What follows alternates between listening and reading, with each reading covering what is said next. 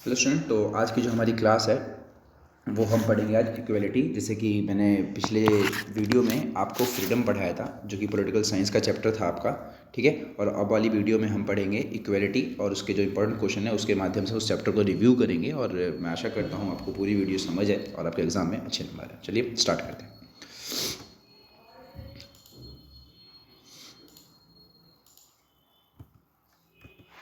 चलिए, सबसे पहले आपका जो क्वेश्चन है वो है आपका व्हाट इज़ इक्वलिटी। देखिए, equality means that every person should get equal opportunity. यानी कि क्या है, समानता का मतलब क्या होता है कि जितने भी व्यक्ति हैं उन सभी को इक्वल अपॉर्चुनिटी मिलती है, कि समान अवसर मिले किस चीज़ के लिए, अपनी पर्सनैलिटी को डेवलप करने के लिए, और सभी को हम बराबर ट्रीट करें ही क्या कहलाता है, आपका इक्वलिटी कहलाता है। ठीक है, equality means treating everyone equality without any kind of discrimination is called equality. यानी कि आपको जो किसी के साथ ट्रीटमेंट करनी है, यानी कि जो आप किसी के साथ पेश आते हैं, हमें उसमें कभी भी भेदभाव वगैरह नहीं करना, यही क्या कहलाता है, इक्वलिटी कहलाता है। ये 2 मार्क्स का क्वेश्चन है जो कि इस चैप्टर से जरूर पूछा जाता है कि व्हाट इज़ इक्वलिटी, यानी कि समानता क्या है।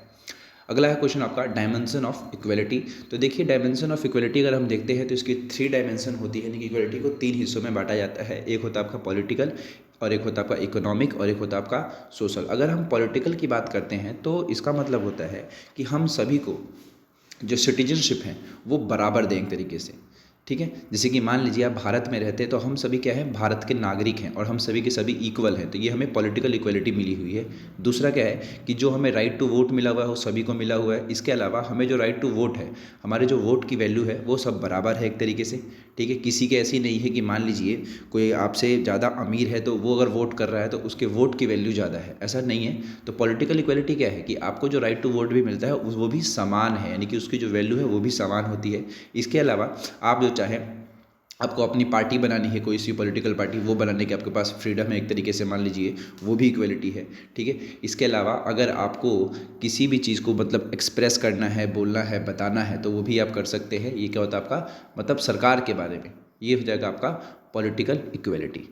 उसके बाद बात करते हैं इकोनॉमिक इक्वलिटी। देखिए, तो इकोनॉमिक इक्वलिटी का मतलब होता है कि जो भी गैप दिख रहा है आपको, किसमें, सोसाइटी में, किसके बीच में, रिच और पुअर के बीच में, इसको कम करना, तब क्या होगा, इकोनॉमिक इक्वलिटी आएगी। देखिए, अगर आप आज के समय में न्यूज़ वगैरह देखते होंगे तो अगर आप एक सर्वे देखेंगे तो भारत में अगर आप देखते हैं कि यहाँ पर जो रिच पीपल है और जो पुअर पीपल है, इनके बीच में फासला बहुत ज़्यादा है, बहुत ज़्यादा मतलब बहुत ही ज़्यादा है। तो ये हमारे भारत में इकोनॉमिक इक्वलिटी बहुत ज़्यादा कम है। तो इकोनॉमिक इक्वलिटी का मेन मकसद ये होता है कि जो रिच एंड पुअर पीपल्स हैं उनके बीच में जो गैप चला रहा है अमीरी गरीबी का, उसको कम किया जाए, और इसके अलावा सभी को अपनी कंडीशन सुधारने के लिए इक्वल अपॉर्चुनिटी दी जाए, ताकि वो जो व्यक्ति है अपना सही तरीके से विकास कर सके।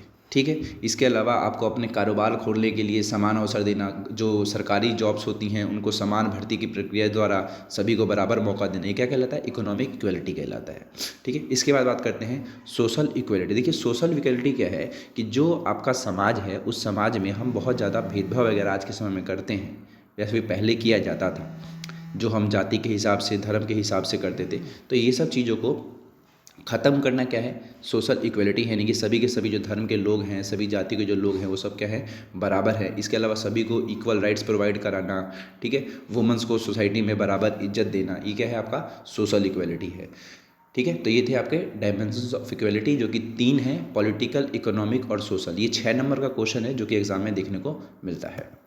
चलिए, अगला क्वेश्चन है आपका reservation and antithetical concept of equality. देखिए, भारत में ऐसे बहुत से लोग हैं जो ये मानते हैं कि जो रिजर्वेशन है आपका वो समानता के खिलाफ है। अगर आप भी ऐसा मानते हैं तो इस क्वेश्चन को ज़रा समझिए क्या पूछ रहा है ये, कि अगर मान लीजिए भारत में लोगों को जो आरक्षण दिया जाता है, क्या वो समानता के खिलाफ हैं या नहीं।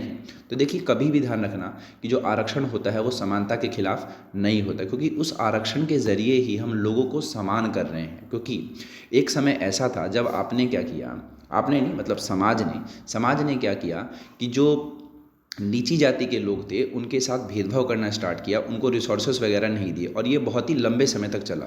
और मतलब लंबे समय का मतलब 10 साल, 20 साल, 30 साल तक ऐसा चला कि हमने एक पर्टिकुलर लोगों को, हमने मतलब मान लीजिए हमने या फिर समाज ने उनको जो भी संसाधन वगैरह हैं उनको नहीं दिए, उनको रोड पर चलने नहीं दिया, या फिर मान लीजिए कुओं से पानी भरने नहीं दिया, उनको शिक्षा नहीं दी, जिसकी वजह से उनका विकास नहीं हो पाया।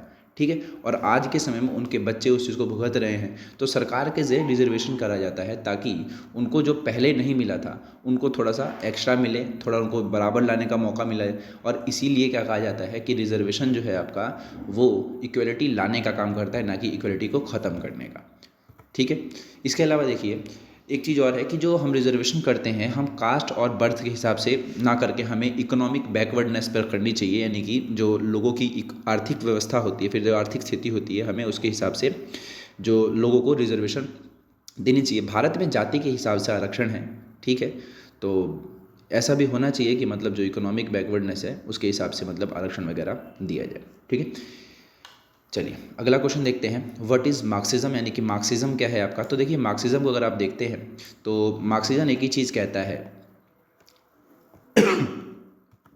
मार्क्सिज्म ये कहता है कि जो भी सोशल और इकोनॉमिक इनइक्वालिटीज़ हैं उसको अगर आपको ख़त्म करना है तो उसका सब एक ही तरीका है कि आपके यहाँ पर जो भी प्राइवेट ओनरशिप है, यानी कि निजी निजी जो कहते हैं निजी लोग रहते हैं, फिर निजी कंपनियां हैं, उन चीज़ को हमें हटा देना चाहिए। ठीक है, जैसे कि मान लीजिए आपने पूंजीवाद वर्ड सुना होगा, तो मार्क्सिज्म जो है पूंजीवाद के एक तरीके से खिलाफ है।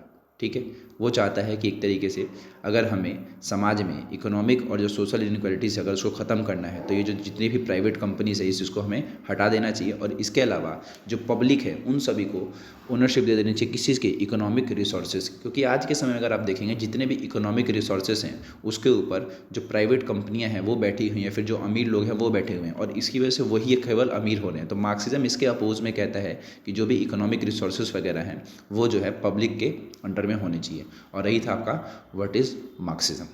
चलिए मिलते हैं फिर अगली वीडियो में, तब तक के लिए गुड बाय। अगर आपको किस वीडियो में कोई भी दिक्कत वगैरह होती है तो प्लीज़ मुझे कमेंट सेक्शन में बताइए।